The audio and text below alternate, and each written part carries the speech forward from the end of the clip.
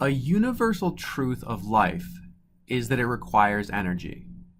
Everything that you do requires energy, whether that's lifting weights or walking down the street or breathing. Everything that you do requires energy. And that same statement is true for every single living cell on the planet. Energy is required.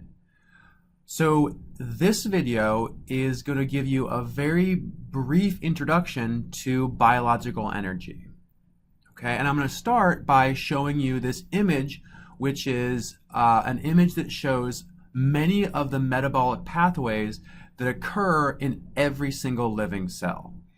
And as you can tell, this is a really complex image. There's a lot of things going on here. And in fact, this is a simplified version of all of the things that truly do happen. So there's a lot that goes on in the cell, and it's well outside the scope of this single video, and honestly, well outside the scope of entire classes to really understand this on a fundamental and profound level. But I do want to kind of zoom in and focus in on one key central part here. And that's the central part that every single cell can use to create energy. And that is the conversion of sugars or glucose into ultimately carbon dioxide and water. Okay? This process is known as glycolysis, which converts the glucose to pyruvate, followed by the TCA cycle or the citric acid cycle, which converts that pyruvate into the carbon dioxide and electron carriers.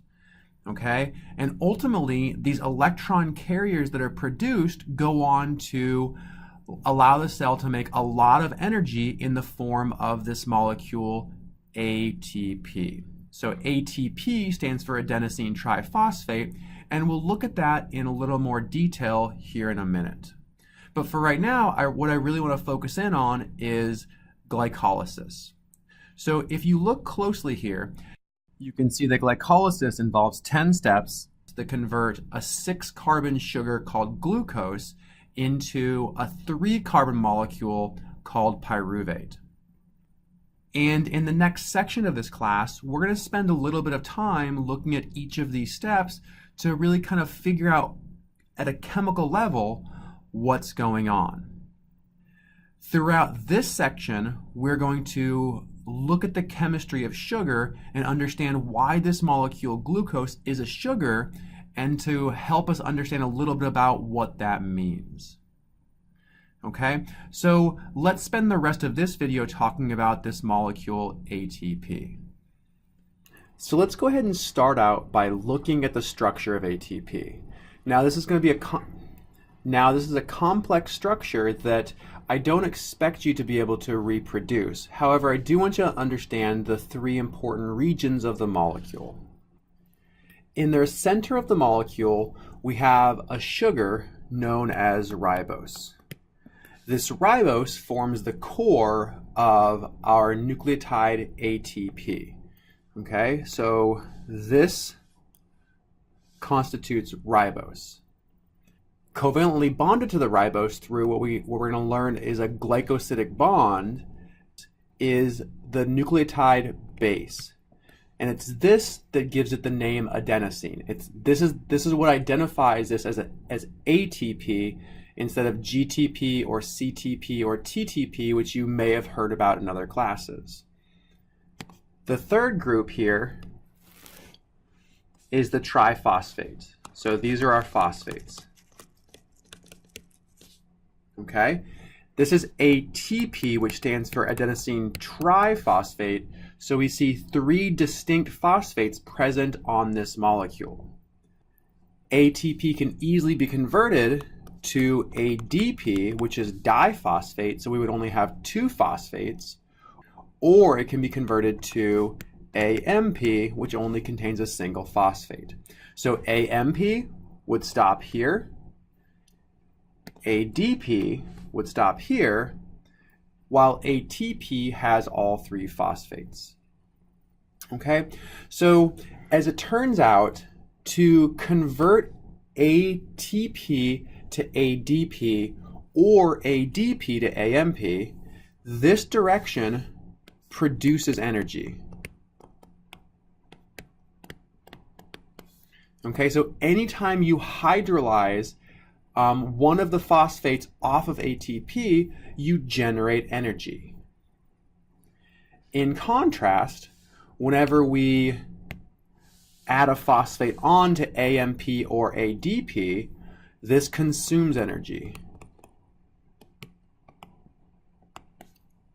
Okay, so as we saw in our big metabolic map, I mentioned that many of those pathways, their role is to create ATP. They do so by producing energy by breaking glucose down to carbon dioxide, and that process provides the chemical energy to convert ADP into ATP in what's known as oxidative phosphorylation, which happens in the mitochondria.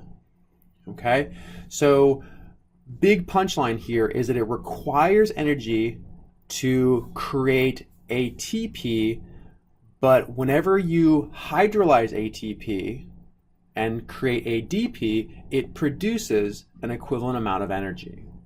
Okay, and for this reason, this molecule ATP has evolved as a central energy currency.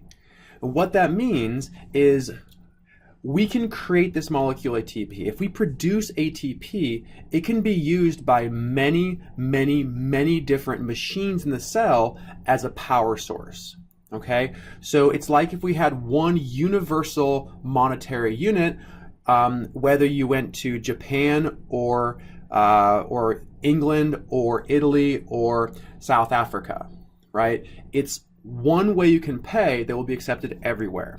It's the same idea here. ATP is an energy form that's accepted in almost every part of the cell with almost any enzyme or process that requires energy. As we move through the remainder of this class, that's an important thing to keep in mind.